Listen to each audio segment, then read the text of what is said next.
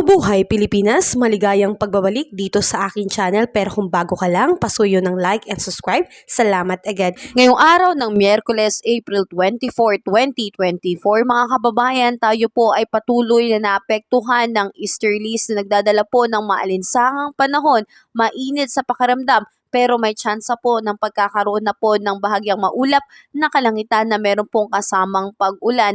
Ang naapektuhan po nito ay ang bahagi ng Luzon, kasama dyan ng Metro Manila at ilang parte po ng Visayas. Pero liliwanagin ko po, hindi po assurance na lahat ng lugar sa Luzon ay uulan. Ang ilang parte lamang po ay may tsansang makaranas ng pag-ulan. Samantalang asahan po natin, sa kabila po ng pagkakaroon po ng ulan na po ngayon, ay patuloy pa rin po tayong makakaranas ng mainit na panahon. Ang temperatura po ng hangin dito sa Metro Manila ay naglalaro po. Sa pinakamainit nito ay ang 36 degrees Celsius. Pero ang heat index nito ay papatak po ng 42 degrees Celsius.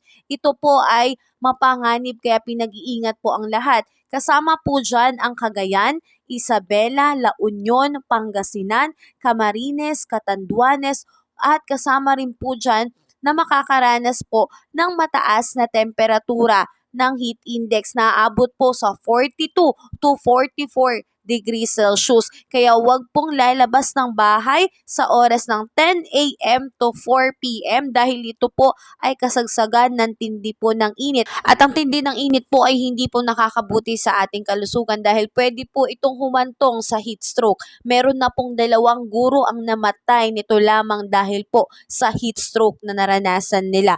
Kaya ingat po tayo mga kababayan. Samantalang asahan po natin dito sa Visayas na magiging maaliwalas po ang panahon, pero pagdating ng hapon ay magiging makulimlim na po dahil epekto po yan ng easterlies at may tsansa na rin po ng kalat-kalat na pag-ulan. Samantalang dito po sa bahagi ng Mindanao na siyang naapektuhan nitong ITZZ o Intertropical Convergence Zone ay makakaranas po ng maulap na kalangitan na meron po kasamang scattered rain shower and thunderstorm. Ang mga apektadong lugar po dyan ay ang Davao Region, South Cotabato, Sarangani, Sultan Kudarat, Basilan, Sulu, Tawi-Tawi, Zamboanga del Sur, Zamboanga, Sibugay. Bagamat magkakaroon po ng ulan dito sa Mindanao ay patuloy pa rin pong makakaranas ng mainit na panahon na naglalaro po ang heat index sa 42 to 45 degrees Celsius. Ang makakaranas po dyan ay ang Iloilo, Capiz, Eastern Samar, Dipolog, Zamboanga,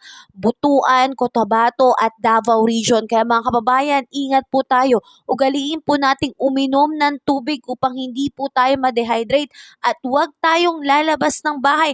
Lalo na kung napakatirik po ng araw, ugaliin po nating magdala ng sombrero o kaya naman po ng payong bilang pananggala sa tindi ng sikat po ng araw. Kaya ingat po tayo mga kababayan. At kung nakatulong sa iyo ang video na to, please like and subscribe. Salamat sa pag-like at sa pag-subscribe.